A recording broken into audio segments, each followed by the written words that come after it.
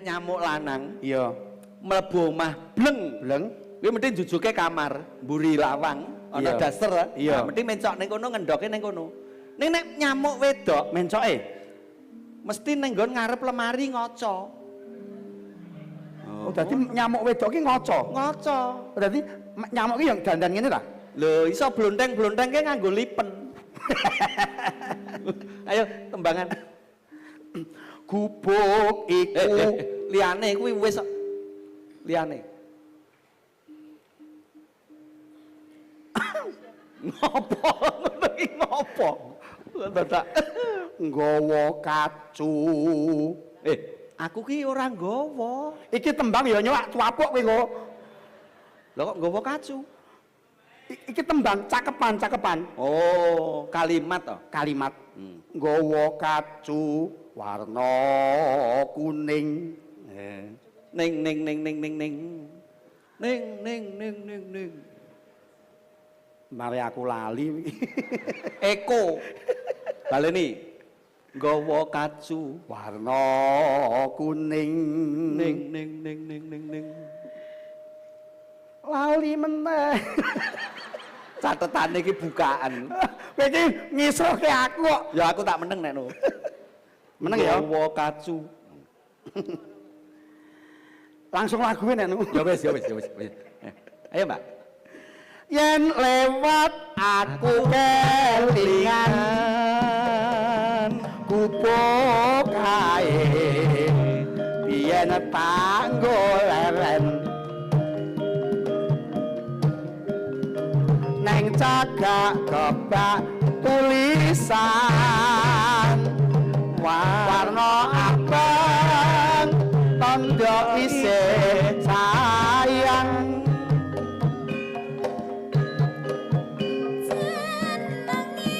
gubuk asmara biyen kae tak tresno tanpa bantal tanpa kuasa kota-kota ke taman asmara gubuk kae nyimpen wati nganti besok ora bakal lali gubuk kae kebak cita wayah wengi nganti kakak dina tak tudrak tutak nganggo ngepos Kendange, heeh, nganggo suwuk. suwuk iki Tak drang tak dang tak kendelutang dulek kendelutang kok kendelutang lah wong kendangan kok ya kuwi sekalan kendangan kok kowe ora mudeng dendelutut. Ya, lanjut. catetan sajroning ati jatan luntur saya merati aku kowe dadi garwa mergo lereng ning gubuk asmara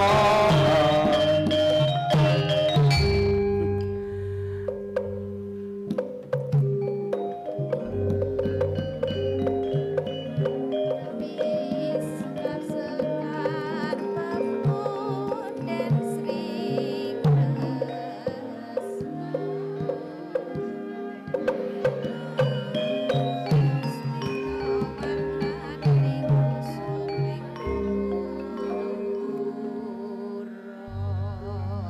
Yuh, iki padha ngopo? Lampune rem iki didak pedhot padha ngopo iki? Kula Nggih niku mung ngetutne. ngetutke panjenengan kok ketoke kok gelisah ngono iki lho. Ora ngerti wong lagi pikirane jipek kaya ngene kok malah. Kok nambah pangeran kok galau niku ten apa? Enten apa to? Janipun wonten menapa panjenengan kok ketoke kok wonten masalah ngono lho. Lah mbok nggih crita kalih kula kalih Reka kok daya. menawa iso melu ngudari kok. Nah, Yen iki tak critakake marang kowe, nggih. mongko iki sawijining perkara keluarga antarane aku. Lah nggih keluarga Lan nggih wong keluarga. Ning rak nggih sing jenenge omong-omong niku lak mesti bakal udar. Lah ya ngono ta? Lah iya kudu lah ya ngono. Wong kok mboten ngetutne. Wong kula pun ngetutke jenengan lho, ora ngetutne. Paman Rika Inggih. lan Daya. Wonten Inggih dawuh. dawuh enten apa? Sause aku katimbalan dening Kanjeng Rama Adipati. Lajeng pun dawuhi napa? Aku kadhawuhan nindakake sawijining bab ingkang bebingung rasaku. Rama Adipati Sabda Bejati kuwi meksa aku supaya aku palakrama. Lho. Lah ya malah beneran rajane ya. Kene sing arep pengen rabi ket gek mbene ra nek sing ngragati. Kono kon rabi malah emoh. Lah kersane Kanjeng Rama niku panjenengan badhe dipun dhawuhaken kalih sinten? Aku kudu dhawuh kelawan sumitrane Kanjeng Rama Adipati saka ing cara. Ya apa meneh kalau putra Adipati lah ya Nah, mestine lah ya bocah sing cekli. wedok napa lanang? Ya mesti wedok kok. Oh iya, ha. Putri napa ayu Ya napa mesti mboten? wanita to. Ayu napa mboten? Lah bab kuwi sing aku ora ngerti. Oh, lho Dereng tepung ngoten ta? panjenengan dereng tepung kalian Durung yen aku wis tepung, upama aku wis nibakake rasa tresna marang dheweke mbok menawa ora dadi perkara. Oh, lah wong ya urung tepung kok. Lah nek aku pomorong tepung ya gelem lah timbang nganggur. Lho. Omah-omah kok timbang nganggur Aja piye to, ngono. Paman? Lho, nanging putra Adipati nggih mestinipun larene mboten awon to. Ya perkara kuwi bener ora elek. Iya. Ning sing jenenge tresna kuwi rak mestine kudune sesambungan sik, tepungan Pitepungan sik. Ora kok ngerti-ngerti dhaup. Lah mula to kuwi, Paman, nganti bingung rasane atiku. Yen iki ora tak sendikani, mongko aku mesti dianggep putra ingkang Duraka. duraka marang wong tuwa. Menika dawuh Kanjeng Rama lho. Nggih Lah panjenengan iya. nggih kedah ngestokke. Nah, Lah yen ora tak estokke aku duraka nek tak estokke mongko cengkah kelawan atiku. Wah, pancen kula nggih melu mikir niku. Oh iya. kok terus melu-melu. Melu mikir ngono lho. Iya. Piye Mongko carane? wong jejodohan. Wong omah-omah kuwi kanggo selawase. Leres. Yen nganti kleru ing pamilih, apa ya bakal kelakon? Mula wong jenenge men lak bojo. Omah-omah wong sak Bojo ki uripe kan papat. B O J O B berawal dari pandangan pertama, pacaran terus pernikahan. Niki marungokke. O orang tua agama harus merestui. Betul. J jadikan pasangan hidupmu sampai akhir hayat nanti. Nah, O oleh karena itu jangan kamu sakiti lahir maupun batinnya. Betul. Niku. gene ngerti. Mangke. Meletek tenan kok mripate niki kok. Anu Pemikiran apa, pemikiran kok. Nah, niku. Nggih ngeten mawon jeng pangeran. Pripun? Mbok bilih panjenengan niti pirsa tindak ngrika, mbok bilih larene ayu nggih disanggupi ngoten mawon. Mbok menawa Mengke nek kira-kira kira-kira. Kanjeng Rama, pancen ngono. Nanging rasaku ki wis krasa yen bakale mengko aku ora tresna kalawan si sapa Candrawati ki. Waduh. Wis krasa, Paman. Jenenge? Candrawati. Oh. Ah mengke nek kira-kira moh kayak kula. Pangkatmu ki apa mangsane? Putra Adipati kok mangsane. Lah Piye, nek piye? Piye, pangerane piye? moh Kandamu piye mau? nek ngapunten. Apa aku ora duka kok? Wong kula niku gojek kok. Nek kira-kira moh. Lah kok nek kowe kesel aku ganti ora apa-apa. Iya. Ya ora terus kaya ngono. Inggih. Pripun dawuhipun kalau wau kedas dipun estokaken. Marah saka aturmu iki mau kok rada mathuk aku. Loh, sik to. Pripun to? Liripun Kok rada mathuk saking ngatur kula? Aku dadi tuwuh rasa. Duwe karti sampeka. Mulih piye carane aku bisa urung dawuh kelawan Candrawati. Lajeng kersanipun kados pundi? Ini wae, tak bisiki. Tenane. apa? Apa? Kupingku dicokot. Jeng pangeran ngendika apa? Wah, nek ngono aku ya gelem. Pripun? Aku gelem. Kowe apa aku? Lah kowe wis duwe bojo lho. Oh ya wis kowe wis sing di bojo. Nggih. Ngestokke dawuh. Yo, yen ngono ayo. Saiki dandano. Monggo, monggo nderekaken. Wah. Sekar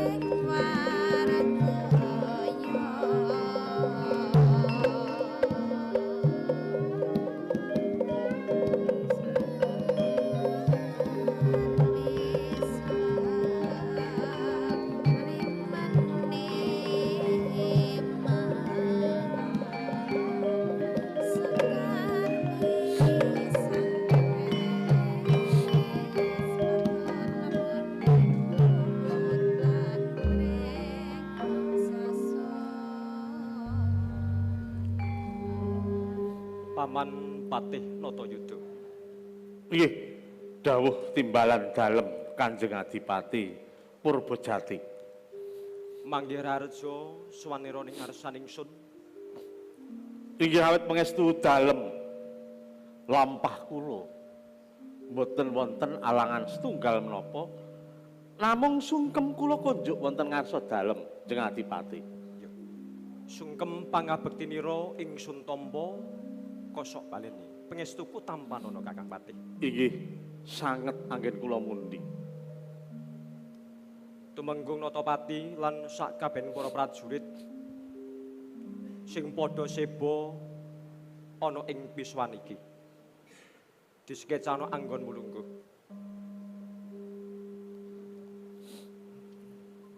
Nimbuk Ratu wis kepareng nderek tinangkil sowan ana ing ngarsaning sun. Kepiye anggonmu nata para emban.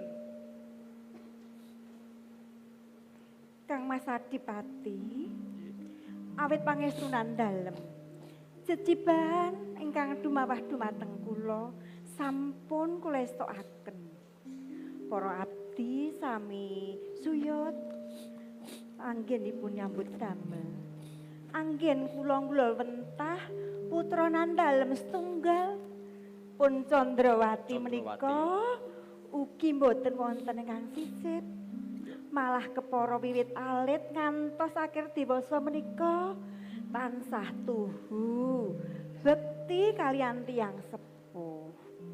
Katitik Kang Mas Adipati, Ya piye? Diajeng. panjenengan pirsani menika pun Candrawati menika sakmenika sampun akhir dewasa, sampun besos prigel anggenipun ngadi salira, ngadi busana, dados boten damel kusem asmonan dalem kalian kula. Ngaten lho, Kang Mas Adipati. Rak ya ngono to diajeng? Nggih. Semono uga garwaku selir disekecak anggon mulungguh ya. Nuwun inggih Kang Mas Dipati. Awit pangestunan dalem sowan kula kalis niri ing sambikala. Namung sembah sungkem kula katur Kang Mas. Sembah bektimu ing sun tampa. Genti pengestuku tampanana ya diajeng. Inggih, matur nuwun Kang Mas. Nini Candrawati Dawuh dalem Kanjeng Rama. Siramu wis melu sowan ana ing ngarsaning Rama. Kepiye anggonmu ngayahi kewajiban Nini Candrawati? Inggih Kanjeng Rama. Menika sedaya pakaryan kula sampun rampung lan boten wonten ingkang kacicir Kanjeng Rama. Lah putraku kok pancen bekti, pinter, prigel. Ngaten Kang Mas Adipati. Disikecana nggo lenggah Nduk. Inggih Kanjeng Rama. Bali marang jeneng sira Kakang Patih Natayuda. Ih, dawuh pangandika dalem Jeng Adipati. Sakwise satata ana ing pisuwanan iki ingsun keprungi. Apa sing dadi kewajibanmu? Apa wis mbok tindakke? Ih, kepareng munjo atur menawi lepat nyun gunging samudra pangapunten. Iya. Anggen kula kasampiran wonten ing pundak kanan kiring kula ngerekaken para kawula. Anggen kula mernata para kawula wiwit saking Karang Pradesan minggahipun dumateng para nayaka paja. Wekdal sakmangke panguripanipun para kadang-kadang wonten ing Karang Pradesan menika tansah ayem tentrem, gembah ripah loh jinawi, boten wonten ingkang sami tukar padu, boten wonten ingkang sami kekirangan sandang lan boga. Siang pantaraning ratri tansah ngluguraken asma dalem Kanjeng Adipati. Ateges apa sing mbuaturake kuwi para kawula ana ing Carang Lampit ora ana salah sawiji sing kekurangan. Inggih kaluhuran. Awet menika saking kawicaksanan dalem anggenipun mangreh wonten ing Kadipaten Carang Lampit mriki ngaten. Banjur tumenggung Natapati ingsun kenging keprungu apa sing dadi kewajibanmu nata olah kridaning para prajurit. Kepiye? Ya. Kula ngladi kridaning para prajurit sampun ketingal trengginas trampil oleh gegaman. Menawi Kadipaten Carang Lampit mriki kedatangan mengsah sampun cekap kula lan para prajurit ingkang badhe ngadepi. Kabeh kuwi wis dadi tanggung jawabmu, mula perkara iki sira Kakang Patih lan tumenggung uga para prajurit ingsun nitip Carang Lampit supaya ayem tentrem temuga sakburine. Inggih menawi saking pamanggih kula Jeng Adipati. Iya. Menawi perlu panjenengan dalem menika nampi malih para pemagangan enggal dados prajurit. Murih kegiatanipun Carang Lampit menika nglangkungi kegiatanipun kadipaten sanesipun. Kanthi mekaten boten gampil kadipaten sanesipun badhe ngendhih wonten ing Carang Lampit mriki. Kuwi mono ora dadi kewajibanmu. Nggih. Minangka wakil ingsun. Dadi kabeh wis tak pasrahke marang sira. Oh ngaten. Menawi sedaya sampun pikantuk palilah dalem, kula namung ngestokaken dawuh. Kakang Patih Natayuda Inggih. bombong rasaning atine ingsun. Sakwise kepengopo dadi palaporanmu kabeh. Nanging ana salah siji sing dadekake menti ing penggal ingsun. Lho. Ingkang dados runtikipun penggalih dalem. Mbok bilih menika mboten ndadosaken wewadi, monggo kula suwun dipun wedharaken ing wekdal menika wonten Pasewakan Agung menika, Jeng Adipati. Mbok bilih kula mangke saged paring udar-udaran, saged atur udar-udaran wonten ngarsa dalem. Ya. Ngene Kakang Patih Natayuda. Nalika samono aku pengin ndhawuhake putraku ya si Candrawati kelawan salah sawijining nalendra ana ing bumi ayu. Raden Surya Kusuma. Putranipun Adipati ugi. Nggih, Sabda Jati. Oh ngaten menika tasih kalebet rayi dalem napa namung memitran? Sabda Jati kuwi ya adikku. Ya Oh ngaten. nanging ngene ya Kang Patih. Tutuk sak titiwanci iki durung ana pakabaran sing ndak tampa apa dene utusan bab anggonku bad ndhawuhake putraku si Candrawati. Oh ngaten. Nggih dipun srantos langkung rumiyin to Kang Mas Adipati sampun kesesa. Mangke rumiyin. Mangke rumiyin. Kula menika kepengin sanget badhe munjuk atur bab menika. Panjenengan menika badhe memitran kanthi bebesanan ngaten. Ya sing tak karepake mangkono. Ateges aku bakal misahake balung. Oh, Supaya kempalaken balung apisah. Kanthi ndhawuhaken ingkang putra Candrawati kalian pun Pangeran Surya Kusuma. Oh ngaten. Lah tentunipun menika sampun trep sanget. Kabeh kuwi wis dadi pirembagan. Nggih. Nanging kasunyatan teko titiwanci iki durung ana utusan. Oh Boten ngaten. sah. Mangko mangke rak nggih rampung to Kang Mas Adipati.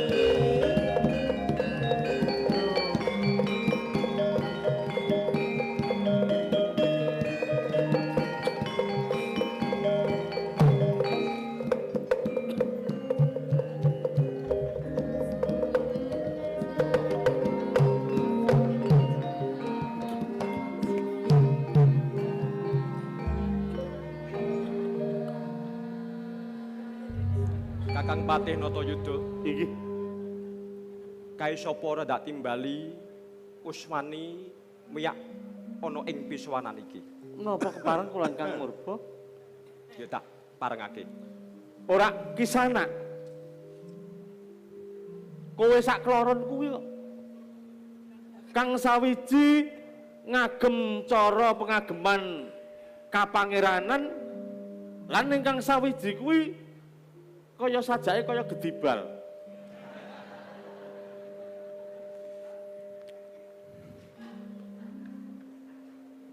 Kowe kuwi saka ngendi lan sapa kang dadi asmamu?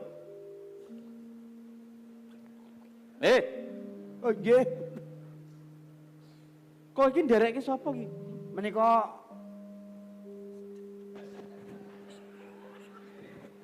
kula nderekaken Jeng Pangeran Surya Kusuma. Surya Kusuma. Lah kok lenggahe ana ngisor iki kepiye to?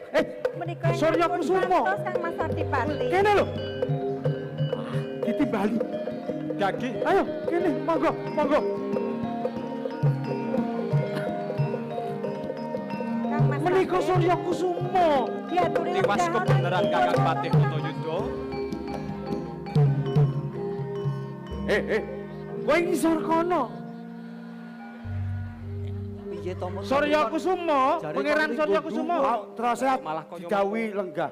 Lan jaga piyambak pundi Tinggal piye menika. to? Monggo katuran Mas ya. Monggo lenggah. Sampun panjenengan menika sampun raket sanget kalian abdi. Ning sampun ngantos ngasoraken derajat panjenengan dalem nika wonten ngarsanipun Jeng Adipati Monggo kok. kula aturi lenggah Kang Mangko Prayogi. dhisik Kakang Patih Inggih. Natayuda. Kakang Patih. Lungguh. Lenggahe. Ora mboten sopan menika. Ampun diunggahke Wonten supune. ngarsanipun Kanjeng Adipati. Surya Kusuma, Inggih kula. durung rampung anggonku rerasanan kelawan Kakang Patih Natayuda. Nggih. Perkara anggonku ndhawuhake putriku si Candrawati kelawan sliramu. Malah kapara ing wektu iki sliramu wis marak sowan ana ing Carang Lampit. Lah. Apa bener sliramu kuwi tindak langke apa pancen diutus karo ramamu? Laras. Surya Kusuma lho sing tak. Sing ditakon iki Surya Kusuma kok. Nggih. Aja lancang kowe. Oh, pangapunten. Nyuwun pangapunten Jeng Pangeran. Aja lancang. Coba Injih. ingkang matur sing pratitis.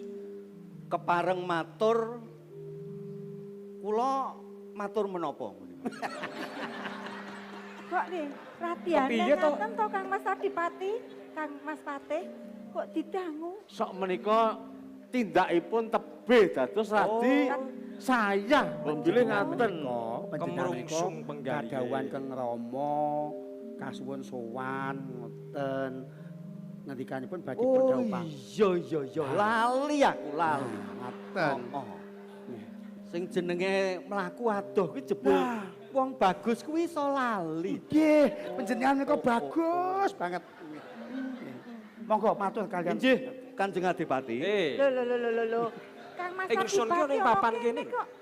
Anu tebih saking ngendi? Bumi Ayu.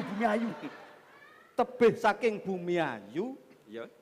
Kula kadhawuhan Kanjeng Rama kinen nakyenaken ingkang badhe dipun pacangaken kalian kula pun Putraku si Candramawa Candrawati. Putraku Candrawati. Candrawati. Menapa ingkang lenggah jajar menika? Kok sembrono Kang Mas Sembrono. Adipati menika lho kados pundi to? Negara Prameswara. Nyuwun pangapunten kula dereng nyumerapi. Nanging ya ora kaya mangkono to Raden Suryakusuma. Lajeng ingkang pundi? Jejer kaya ngene kok yo piye to? Iki mono garwaku Permeswari. Oh, nyuwun pangapunten. Calon ibu. Calon ibumu. Lho kok calon ibu kula? Lah simbok mengke? Lho. Ibu Adipati kok ngaturi? Oh, Ibu Mala ngaten. Sepuh. Nggih. Nggih. Lajeng Candrawati ingkang pundi? Nini Candrawati, Injih dawuh dalem Kanjeng Rama. iki calon garwamu. Menika. Lho. Jeng pangeran. Enten napa panjenengan menika? Kaget. Mangke rumiyin Kaget. Kang Mas Adipati. Terus pundi? Kok Ndadekake radikane bingung kok. kados Terus pundi? mekaten? Wah, aku lino nyawang yu party. Mangke rumiyin panjenengan dalem napa Moga-moga, sampun katon kula lenggah malih, bilih badhe katon lenggah malih. ndhawuhaken kalian nika pangeran Katon lenggah malih. Suryakusuma menika Manahipun dipun karo tata. kados pundi? Moga-moga. pangandikane Adi Sabdojati, ya putrane si Suryakusuma. Lah iki Iki, Suryakusuma wis ning papan kene. Mangke rumiyin to kok kados mekaten mbok dipun penggalih rumiyin lho. Nika le selaganipun Kakang Patih. kemawon selaganipun kados mekaten Mboten. ngaten kok. Punten dalem sewu. Mbok bilih menika saking pasuryanipun putra dalem menika Nyuwun ingkang pangapunten. Sulistya Warna Semlorot ngaten. gumun Oh, ngaten gumun. mbok bilih. Jebul calon Dos pundi? calon Nyai Suryakusuma menika. Kok nyai? Nyun sewu. Lenggahipun wonten mriku. Lho ngendikanipun putra wau calon ibu. Lah Wirak cedak lagi. mboten Ning apa-apa. sanes nyai Pundi to menika Kang Mas yayi. Adipati? Kula Iki menika- Suryakusuma apa? Lah menika Suryakusuma kok. Kula Suryakusuma wong ing jagat menika mboten wonten ingkang nami Suryakusuma. Cacah kalih. Wontenipun namung kula. Nggih. Candrawati rasah dipirsani. Injih Kanjeng. Kepiye Nini Candrawati? Lho nek kira-kira mboten saged lan mboten estu kula mboten Ampun, napa-napa. ampun. Ah menika sampun dados panjangka. Pundi to? Kedah bebesanan to, Ra? Nggih, kekadangan menika dipun raketaken. Kang Mas Lah Adipati. mestinipun